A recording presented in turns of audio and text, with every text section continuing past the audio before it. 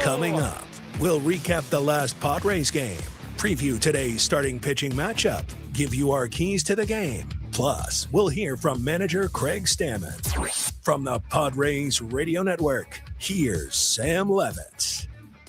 San Diego Padres baseball coming up on 97.3 The Fan and the Padres Radio Network. As today, the Padres take on the Milwaukee Brewers in the final game of a 3-game series. Our starting pitching matchup today for the Brewers, left-hander Kyle Harrison, and for the Padres, right-hander Griffin Canning. Hi, good everyone. Sam Levitt with you from inside our San Diego studios. First pitch coming up at 10:40 a.m. here on the West Coast. Coming up in the next 50 minutes, we have a lot to do as always. You'll hear from Padres manager Craig Stammen. I go one-on-one with today's starting pitcher Griffin Canning. We check in with Tony Gwynn Jr. from the Bob Uecker Broadcast Center in Milwaukee in just a little bit. Our keys to today's game, full look at the out-of-town scoreboard, and much, much more. But first, it's time to set the table, brought to you by Fraser Farms Market. Set your table with the highest quality of natural and organic products from Fraser Farms Market, a San Diego original since 1971 with 3 locations, La Mesa Vista and Oceanside, and at FraserFarmsMarket.com. Padres entered today 25-17. They continue to hold first place in the National League West, entering the day with a half-game lead over the LA Dodgers in the NL West. Brewers, meanwhile, entered 23-17. They begin the day 2.5 games behind the Chicago Cubs for first place in the NL Central. Today, the Brewers hand the ball to left-hander Kyle Harrison. The 24-year-old former Giant has a 2.41 ERA in 7 starts this season. Meanwhile, Griffin Canning is making his 3rd start as a Padre since returning from last season's Achilles injury. While the Padres continue to make a habit out of 9th-inning heroics, let's rewind. Did you miss what happened in the last Padres game? Let's take a look back with our Padres Rewind on the Padres Radio Network. We had a marquee pitching matchup last night. Michael King for the Padres against Jacob Mizorowski for the Brew Crew. Both guys were dealing. We went to the bottom half of the 5th inning. After some shaky defense by the Padres infield, the Brewers had runners on 1st and 3rd with 1 out for Bryce Terang. He plated a run on a fielder's choice. That was all King allowed in that 5th inning. The Brewers had a 1-0 lead. Mizorowski, meanwhile, kept on rolling. He was great. He struck out 10 in 7 scoreless innings. Fast forward to the 9th inning. Abner Uribe came on looking for a 2nd straight save in this series. Uribe got the first 2 outs of the inning. To that point, Brewer pitching had set down 19 consecutive Padre hitters. But then Miguel Andujar singled. Bryce Johnson pinch ran at first base. Xander Bogaerts fell behind 1 and 2, but he worked to walk. That pushed Johnson to second base. The Padres were still down to their final out, down 1-0 in the 9th inning. The tying and go-ahead runs on base as Gavin Sheets dug in. The 0-1 pitch. Sheets swings, sends it in the air, deep to right center field. Frelick is back. He's at the wall. This one, gonna go! Gavin Sheets gets it done. A 3-run go-ahead homer here in the top of the 9th inning. Sheets pumps his fist as he hits 3rd, and the Padres have done it again. Once again, Gavin Sheets, a big-time 3-run home run. Mason Miller came on for the bottom half of the 9th inning. The Brewers brought the tying run to the plate. 1-2 on Churio. Miller set and ready. Here's the pitch, and a swing and a miss, strike 3. A night that began with Mizorowski throwing fastballs, ends with a Mason Miller slider, and Gavin Sheets' go-ahead homer with 2 outs in the 9th is the difference as the Padres break some hearts here in Milwaukee with a 3-1 comeback win. Breaking hearts in Milwaukee and also snapping a 5-game win streak for the Brew Crew. Final score yesterday, Padres 3 and the Brewers 1, as the Padres evened up this 3-game series at a game apiece, and now it sets up the rubber game of this 3-game set coming up at American Family Field in Milwaukee. As always, if you want to get involved on our pregame coverage, little Padres and pancakes for you on a Thursday morning, you can do that in a variety of ways. You can find me on X at Sammy Lev, SAMMYLEV. Instagram DMs open as well. Same handle there. You can also comment, as always, on the 97.3 The Fan YouTube stream. Let me know who you are, where you're tuned in from, and let me know how you're getting ready to enjoy Padres baseball on this Thursday morning. Little Padres and pancakes. You got the coffee brewing, the waffle maker going, maybe some pancakes on the griddle. Send me a photo, whatever you want to do. Let me know, how are you getting ready to enjoy Padres baseball as they go for a series win? Let's go to Milwaukee, Wisconsin. Let's take a trip up to the Padres broadcast booth for a deep dive on today's matchup with Tony Gwynn Jr. in our Padres game preview on the Padres Radio Network. Well, Tony, let's start with sort of a broad look at what the Padres continue to do. 25-17 entering the day, an opportunity now today to win a series against what is a really good Brewer ball club. Tony, if you had to boil it down to a thing or two, how do the Padres keep doing this in the late innings? They just keep playing. I mean, that's really what it is. You gotta play 27 outs when you're facing the Padres, and you look at the numbers 7th inning on. I mean, specifically the 9th inning, they are playing as better baseball than everybody. And so if they're close, and that's where I think the game we probably kind of gloss over is, the bullpen kind of keeping the game there at 1-0, being able to, and because they were so close, being able to use your top guys, they keep it there. And once you get into those later innings, the at-bats get better, and we saw that in the 9th. But even with 2 outs, I mean, you get the hit, you get a great at-bat from Xander to draw the walk that leads to Gavin Sheets doing what he does. That's how they've won a lot of their games, more than half of their games this year, actually. Let's focus on Gavin Sheets for a second, because the home run yesterday, he continues to come up with huge hits. He became the first player in Major League history yesterday to hit a go-ahead 3-run home run in the 9th inning 3 times in the same season. And, oh, by the way, he did it before the end of May 13th.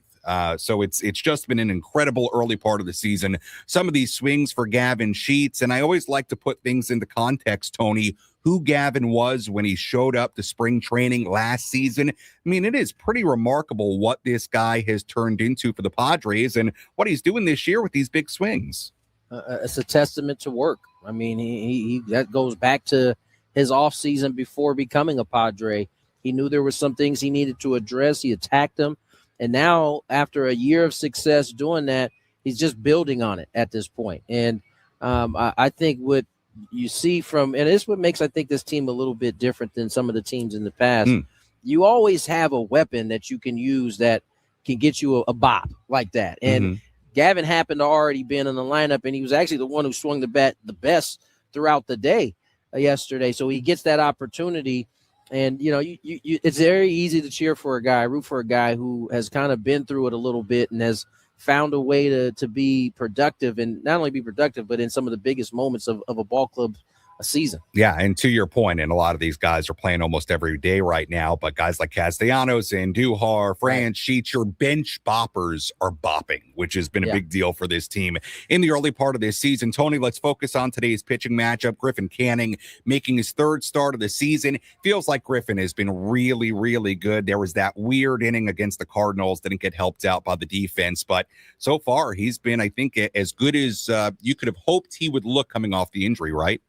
No doubt about it. And I think the numbers don't really support how well he's actually thrown the ball since coming off the IL. And I think he's been a really nice surprise given how much time he missed, what the Padres are asking him to do, and how he's been able to kind of step right in and provide that, notwithstanding some defensive errors the last time he was out. He has thrown the ball really well. And so he gets another opportunity today. The Padres certainly would love to win a series against a team playing as well as the Brewers right now. And, when these two teams have mixed it up. These are the type of contests that you can expect. They're going to be close. They're going to be down to the wire. Padres can get one today.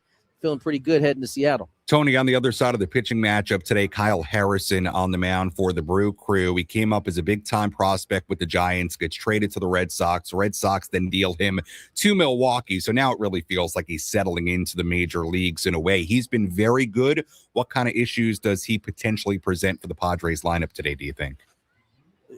I think it'll be interesting to see. I think this is a kind of a different Kyle Harrison than the Padres faced when he was a Giant. And I think he's improved with his fastball in terms of getting some swing and miss on it. His pitch he throws at the top of the zone quite often.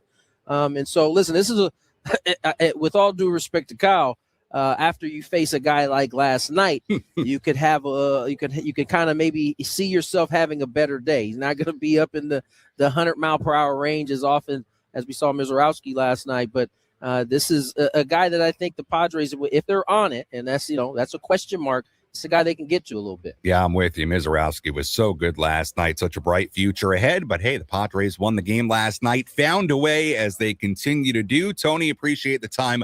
We'll talk to you and Jesse coming up at 10:30 a.m. here on the West Coast. Thanks so much. Sounds good, Sam. All right, Tony Gwynn Jr. joining us on our EcoWater SoCal Padres pregame show here on the Padres Radio Network. Again, first pitch coming up at 10:40. We send things out to Jesse and Tony in just about 40 minutes and at 10:30. Lot to do on our pregame coverage. We'll hear from Craig Stammen in just a little bit. I go one-on-one with today's starting pitcher, Griffin Canning. Really good conversation with Griffin Canning about returning from that serious Achilles injury that ended his season in 2025, coming up with the Angels, the team that he rooted for growing up in Orange County, what it's like to be back pitching in Southern California. So a lot of good stuff coming up with Griffin Canning later, as well as the Padres go for a series win in the rubber game of this 3-game series in Milwaukee. First pitch coming up at 10:40 right here on the Padres Radio Network.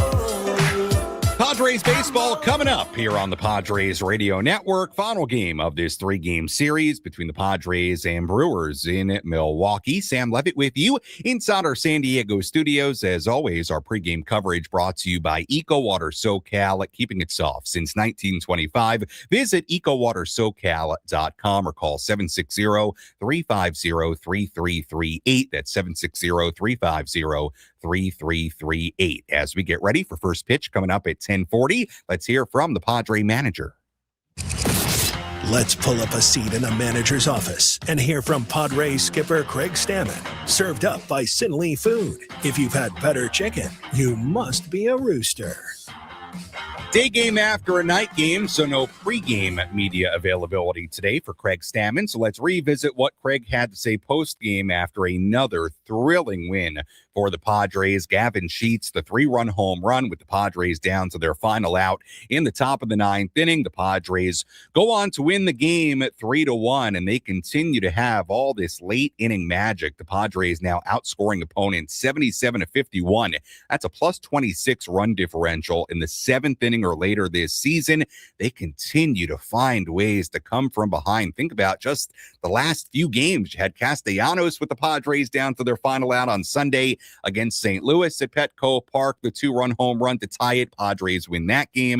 And then the second game of this series, Gavin Sheets with the Padres down to their final out, a go-ahead 3-run home run. So the comeback wins have been magical. They've been exciting. The Padres entering the day 8 games above 500 at 25-17. Here was what Craig had to say after yesterday's win. Maybe if you guys started in the 9th inning or flipped the game, like what can you even say at this point? Right? Yeah, we got to figure out a way to make the scoreboard say 9 all the time. Just incredible job by these guys. They never give up. They can, look like they're just struggling all game long, and then all of a sudden, lock it in when we need to. Just good at bats. There in the 9th, even the first couple outs, and got one Sheets liked and took it out of the ballpark.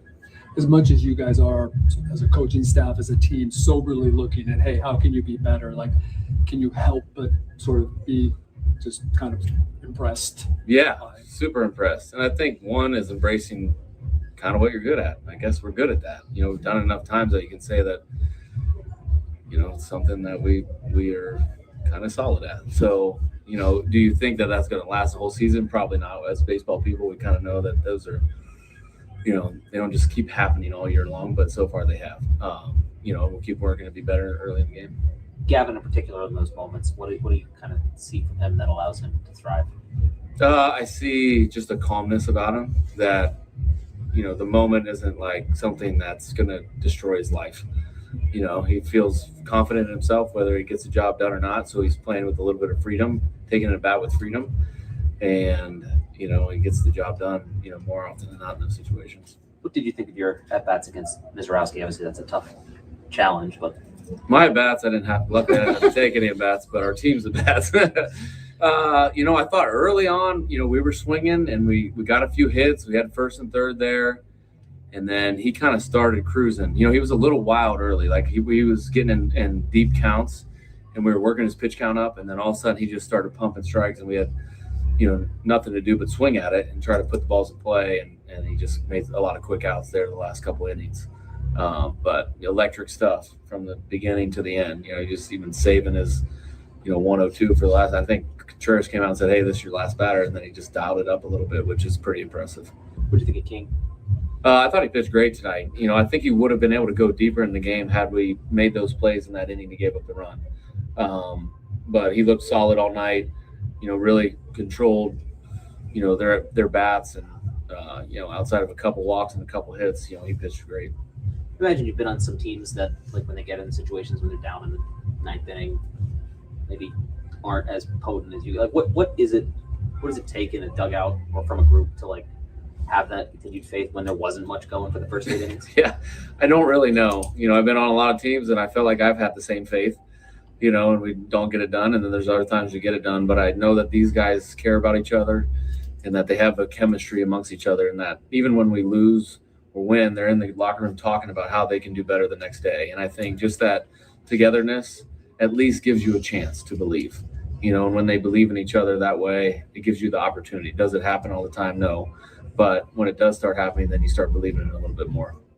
That was Padres manager Craig Stammen last night in Milwaukee following the 3-1 win for the Padres against the Brewers, setting up the rubber game of this 3-game series. We'll hear more from Craig on our post-game coverage coming up later on this afternoon.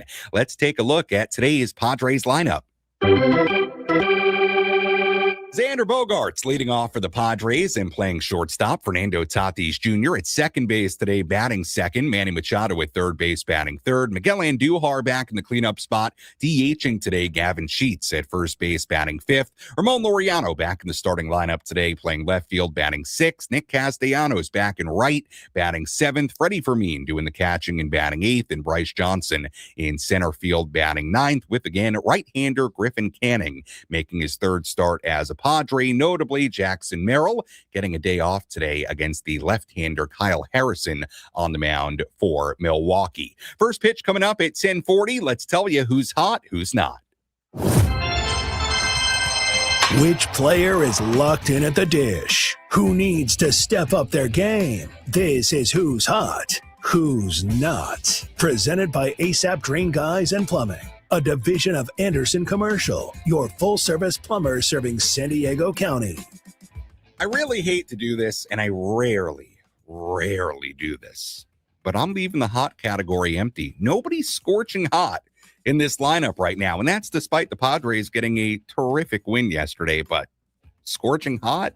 Nobody's scorching hot in this lineup right now. So, for a very rare occasion, I think the first time all season, I'm going to leave that hot category empty today. But you know what that means?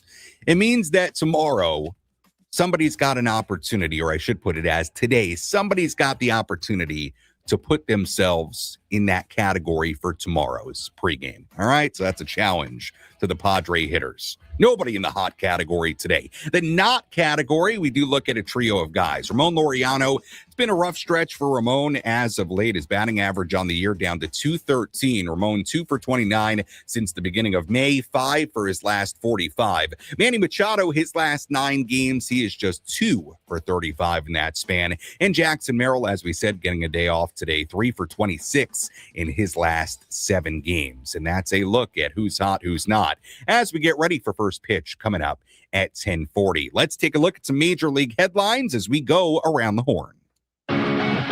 Let's examine the most important news and the latest information you need to know in the world of Major League Baseball. Sam Levitt takes you around the horn. Presented by Valley View Casino and Hotel. Get ready for Major League winning when you join Valley View Casino and Hotel's Players Club and receive over $200 in free instant offers. Visit valleyviewcasino.com to learn more today. A few quick headlines for you. The Braves are the first team to 30 wins this season after a 4-1 win against the Cubs last night in Atlanta. Shohei Ohtani pitched and didn't hit again last night, and look, it's working for his performance on the mound. He struck out 8 last night in 7 scoreless innings against the Giants. Ohtani now has a 0.82 ERA on the season. The Mets' Juan Soto was taken out of last night's game after fouling a ball off the top of his right foot. X-rays were negative on Soto's foot. He is back in the lineup today for the Mets against the Tigers. The Yankees' Max Fried was pulled from yesterday's start in Baltimore after 3 innings because of elbow soreness. He was scheduled to undergo imaging and examination today in New York. We should hear more on that later. And that's a quick look at some of the headlines from around the major leagues. We'll have a full look at the out-of-town scoreboard coming up in just a little bit. When we come back, I also go one-on-one with today's starting pitcher, Griffin Canning, our keys to today's game, and much, much more. First pitch coming up at 10:40 in Milwaukee, rubber game of this 3-game series. Padres going for a series win on the Padres Radio Network.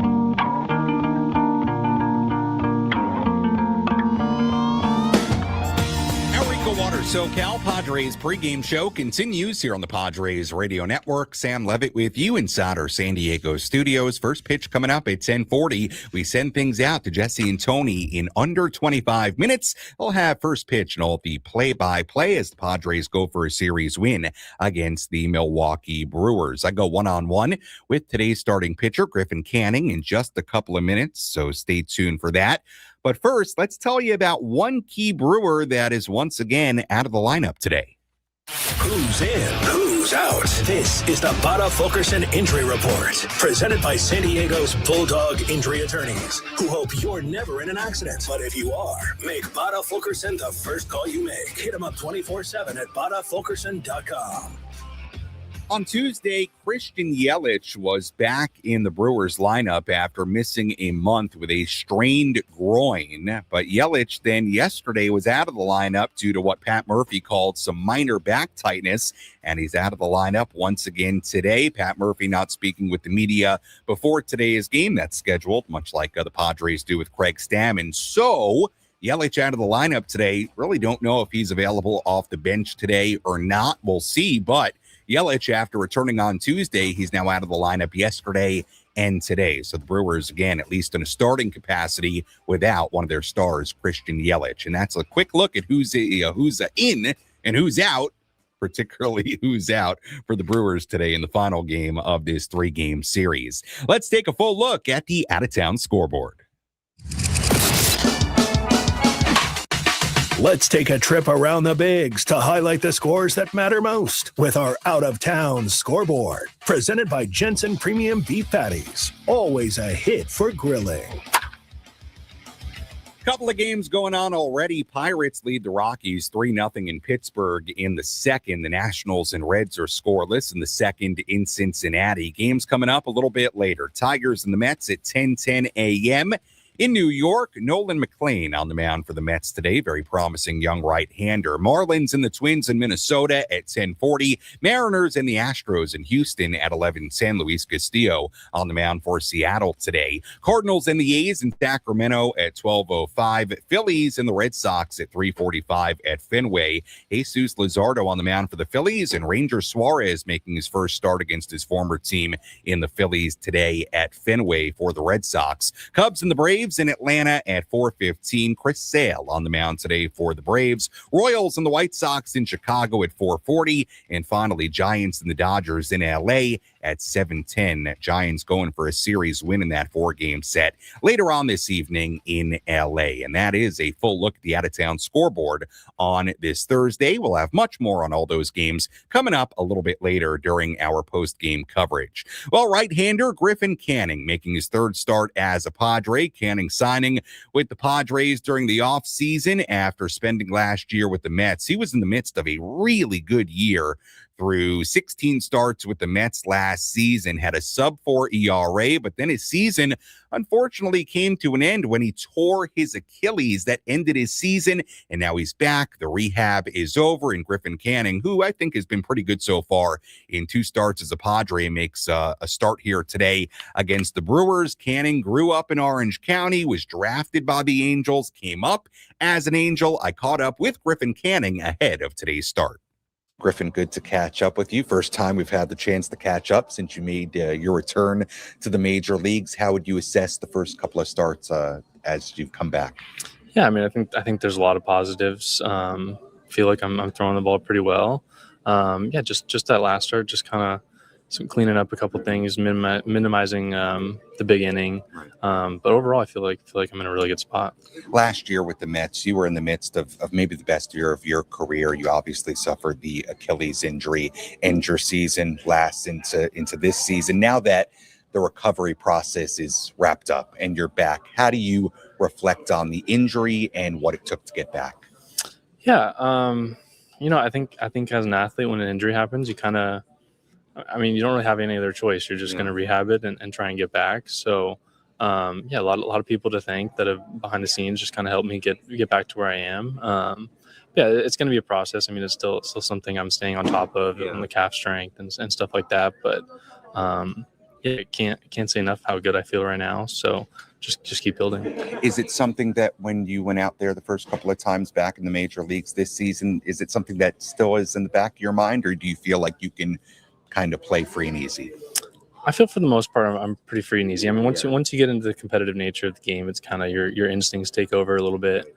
There was that play the other day off the ground ball off Gavin's glove where I was probably a little late getting over, and that's probably not something I would normally do. So there's probably still a little bit there, but overall I feel like I'm moving pretty well off the mound. You grew up in Southern California. You're now back playing in Southern California. Obviously, your career started with the Angels. How's it feel to be back in this part of the country? It's nice. Yeah. I mean, perfect weather, great stadium to play at, great fans. Obviously lucky enough to have my family and friends be able to come watch most of my starts. So super happy to be back. You grew up an Angels fan. You were drafted by the Angels, came up with the Angels. Just to use this conversation as a little bit of an introduction to Padres fans about your backstory. What was it like getting that call that of all the teams, the Angels were drafting you, the team that you grew up going to games to? Yeah, I mean, it was awesome. My family, our first year of season tickets was 2002, so the year they won the World Series. So yeah, just kind of be able to put on that uniform and play in that stadium that I grew up going to, and being around some of the guys that I had grown up watching. It was super special, and like I said, just like how it is here, being able to have my family and friends come watch most of my games is just super special. Who were some of your favorite players back then on the Angels? Francisco Rodriguez, David Eckstein. I mean, that 2002 team, I could ring off everybody. Tim Salmon, Darren Erstad, Garrett Anderson, all those guys were super fun to watch. And it seems like the Angels have done a good job at keeping a lot of those guys around, like Tim Salmon's on their broadcast team. Was that cool for you to meet those guys as an Angel and think about you watching those guys as a kid? Super cool, yeah. I mean, I feel like you still kind of see it. We're watching guys on TV as we're growing up, and I've been lucky enough to play against some of those guys and meet them. So anything you can pick up from guys that have played the game in the past and learn from them is super helpful. We're joined by Padres starting pitcher Griffin Canning on our EcoWater SoCal Padres pregame show. You mentioned Francisco Rodriguez. Speaking of great closers, the Padres have one of them in Mason Miller. You've got his T-shirt on right now with the Reaper logo on it. What's it been like being Mason's teammate and watching what he's doing? I mean, it's unbelievable to see him go out there and do what he does. It's special. I don't think guys like that come around very often. So, I mean, just picking his brain on, I think his mindset is probably one thing that stands out when he gets on the mound. You know, he just loves the competitive nature, loves the competition of him versus the hitter. Obviously guys like that, you want to pick up things from them as you can. He's an awesome dude, fun to be around. Griffin, as you get ready for this upcoming start against Milwaukee, and you look towards the greater part of the season now, as you get back into the rhythm of pitching every 5-6 days, what do you view as just in general the keys for you to put together a nice run, kind of like you were in the midst of with the Mets last year? Yeah, I think keep learning from every single start. Stack those good days in between starts. You know, carried into my bullpens in the midweeks. Just keep learning from guys, keep trying to get better. I think as pitchers you can kind of tinker throughout the week. So just constantly trying to get better. How do you balance tinkering and also, I guess, the repeatability that pitching takes? All guys talk about it, right? Having mechanics that are repeatable, pitch type, shapes that are repeatable. How do you balance tinkering versus understanding that there is a repeatability factor that goes into all of this? Yeah, it's a tough line to toe for sure. Because you just want to feel like you're improving and getting better. So it's easy to go out there and work on new pitches and stuff like that. But I think it comes down to just kind of knowing yourself and knowing who you are as a pitcher. As I get older, I think the things that stand out with the better pitchers across the league is just execution. Those guys are just really good at executing pitches over and over. So I think it's kind of staying in that process-oriented mindset. I'm just going out there and trying to execute one pitch at a time. Griffin, really appreciate the time. Welcome back to Southern California. You grew up in this region. You went to UCLA, came up with the Angels, little time in New York, but now you're back in this part of the country. Appreciate the time and best of luck with everything coming up. Yeah, thank you. That was today's starting pitcher, Griffin Canning. Before today's start against the Milwaukee Brewers, Sam Levitt back with you inside our San Diego studios as we get ready for first pitch coming up at 10:40 in Milwaukee, Wisconsin. Final game of this 3-game series between the Padres and the Brew Crew. As always, if you're tuned in right now, little Padres and pancakes for you. On a Thursday morning, you can get involved by finding me on X at Sammy Lev, SammyLev. Instagram DM's open as well. Sammy Lev there too. You can also comment on the 97.3 The Fan YouTube stream. Got a couple of comments here on YouTube I want to get to. We've got Padre and Teacher saying, "Morning, dudes. Me and my son ready to watch the game from Eastlake." All right, sounds good. Hope you have a good time watching the game. And we've got Gary saying, "Breakfast, burritos, and baseball." Yes, that is a good combination. Breakfast, burritos, and baseball. How about bagels and baseball? I had a nice bagel this morning before I went on the air. So we're all getting ready for Padres baseball as the Padres continue this 6-game road trip. After today, Padres head to Seattle for a 3-game series Friday, Saturday, and Sunday. Remember, sounds like Lucas Giolito will likely make his Padres debut at some point during that series. Padres have announced one pitcher in their rotation for that series coming up. Their probables for that series. Friday, it'll be Randy Vasquez, but right now the Padres have officially put TBD Saturday and Sunday. So that gives you a little inclination that Giolito might slot in one of those days. We shall see. But first things first, Padres playing the final game of this series in Milwaukee. What will it take for the Padres to get a win here today? Let's find out. How will the Padres unlock a win today? These are the keys to the game. Presented by Rock and Block Turf and Hardscapes. Beautiful artificial turf that stays green all year long. Trust and experience. The job isn't done until it's done right. See them at rockandblocklandscape.com. Key number 1, the power of the pen. Padres relievers have been really good lately. Certainly a big reason why they continue to pull off all these comeback wins. Padres relievers have allowed just 6 runs in 40 innings and a third in their past 12 games. That's actually excluding the runs given up by Matt Waldron on Tuesday in Milwaukee. It includes the 2 scoreless innings in the opening appearances by Bradley Rodriguez over the course of the last week and a half or so. So we're just talking about the relievers here. Again, 6 runs given up in 40 innings and a third in their last 12 games. They've been really good. And guess what? Yesterday, trailing 1-0, another good example. Even on Tuesday, what Wandy Peralta did, Yuki Matsui did. This bullpen continues to be really, really solid. Top to bottom, more good bullpen work today. That's key number 1. Key number 2, some good hacks against Harrison. It has been quite the journey already for Brewers lefty Kyle Harrison. He came up with the San Francisco Giants, then he got traded to Boston in the Rafael Devers deal. Then he got traded to the Brewers in a deal that sent Caleb Durbin to the Red Sox. Harrison has been very good so far this year, a 2.41 ERA in 7 starts. Now, interestingly, he has reverse splits. He actually has done a little bit better against righties than lefties. Righties hitting .207 against him, though the 3 home runs he's allowed have come to right-handed hitters. Now, Harrison has faced the Padres a few times before, and they've hit him very well. He has a 7.31 ERA against the Padres in 3 starts, but all of those in the very early part of his major league career with the Giants. Machado, Tatis, Bogarts, Laureano, Castellanos all have home runs in pretty limited experience against Kyle Harrison. So that's something to keep an eye on today. All 3 of those guys, Machado, Tatis, Bogarts, Laureano, Castellanos, in the lineup today. And again, all have hit a home run against Harrison in their careers. You got to have those hitters contributing today against this good young left-hander, Kyle Harrison. Key number 3, Canning continuing to do his thing. If you were to just look at Griffin Canning's ERA through 2 starts and you knew nothing else, you'd see a 6.75 ERA and you'd say, that's not very good. But that would tell me that you don't know ball. Or let me put it a different way. I made myself laugh with that one. That would tell me that you haven't actually watched Griffin Canning as a Padre so far. Canning was really good in his debut against the White Sox. 5 innings, 1 earned run given up, on 3 hits. Against the Cardinals last week, he threw 4 scoreless innings, and then it all unraveled when he was charged with 6 earned runs in the 5th inning. But remember, that was the inning where the ball went under Fernando Tatis Jr.'s glove in right field for what was a Little League grand slam. So don't blame me for not putting a whole lot of stock into that one inning. Aside from that weird, wacky inning, Canning has looked really, really good.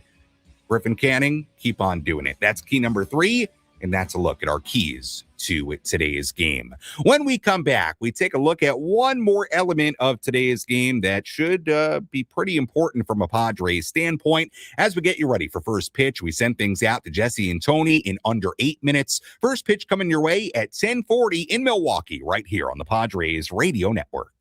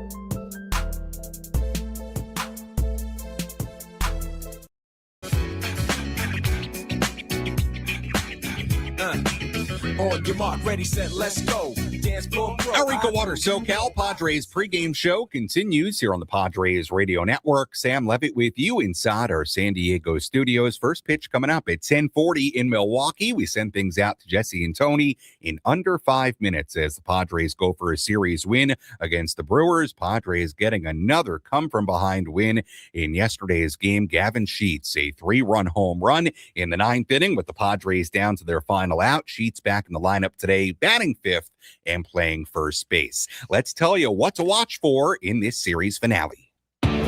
What's the one thing Sam Levitt will be keeping his eye on in today's game? This is What to Watch For, presented by Genesis Home Improvements, San Diego's trusted painting, roofing, and window company. Save 15% today on a new beginning for your home. Visit GenesisHomeImprovements.com.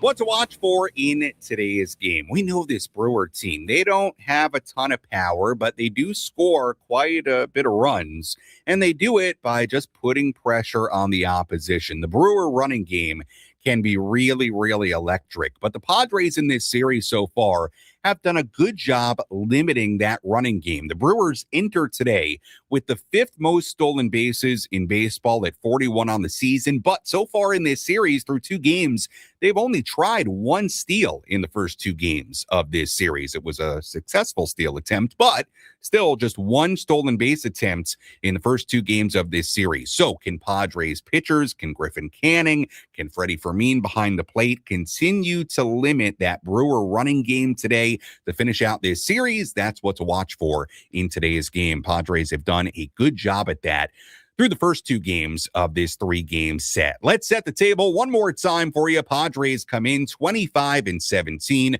The Brewers at 23-17. Padres entering the day with a half-game lead over the LA Dodgers for first place in the National League West. The Brewers enter today 2.5 games behind the Cubs for first place in the National League Central. Today, the Brewers handing the ball to left-hander Kyle Harrison, a 2.41 ERA in 7 starts this season. He's been really good in his last 4 starts in particular, a 1.89 ERA across those 4 outings with just 1 home run given up. Meanwhile, right-hander Griffin Canning making his 3rd start as a Padre since returning from last season's Achilles injury.